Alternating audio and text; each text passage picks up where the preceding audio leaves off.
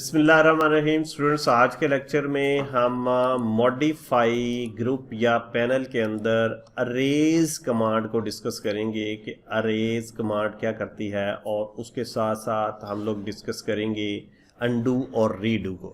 चले स्टार्ट करते हैं। अरेज कमांड सिंपल है। किसी भी ऑब्जेक्ट को डिलीट करने के लिए हमने कमांड एक्टिव की, फिर उसने पूछा जी कौन सा ऑब्जेक्ट सेलेक्ट करना है, हमने कहा जी ये ऑब्जेक्ट सेलेक्ट करना है, उसके बाद हम एंटर करेंगे तो वो कमांड एक्टिव होगी और उसको अरेज कर देगी।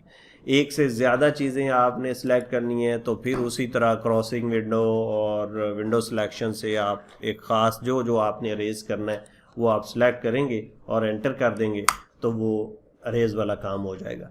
सिंपली आप अगर किसी ऑब्जेक्ट को सिलेक्ट करें, डिलीट करें तो वो भी अरेज हो जाए। तो ये थी अरेज कमांड। अब हम अनडू और रीडू को बात करते हैं। अनडू कहते हैं वन स्टेप बैक, कि जैसे अभी हमने अरेज किया, 3-4 स्टेप हमने अप्लाई किए, अब हम चाह रहे हैं कि अनडू कर दें, वो हमने नहीं करना था, एक एक स्टेप बैक कर दें, तो उसको हम अनडू बोलते हैं। Ctrl+Z उसकी शॉर्टकट की होती है। और यहाँ पे देखें आपका ये जो क्विक एक्सेस टूल बार है उसके ऊपर यहाँ पे अनडू और रीडू के बटन आ रहे होते।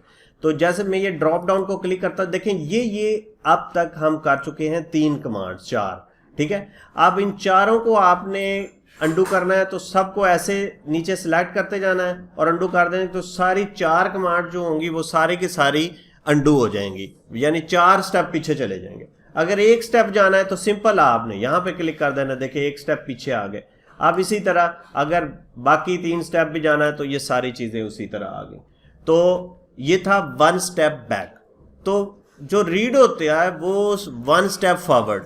अब ये 4 ही चीज़ें जो हैं, अगर दोबारा हम उसी जगह पे जाना चाह रहे हैं, एक एक पॉइंट पे जाना चाह रहे हैं तो वो क्लिक कर दें, ठीक है।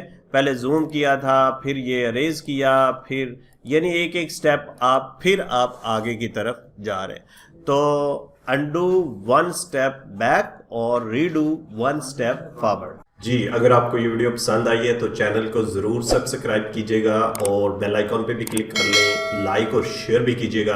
और अगर आपको ये वीडियो पसंद नहीं आई तो कमेंट्स के अंदर ज़रूर लिखें ताकि हम इसको बेहतर बना सकें। Thank you very much.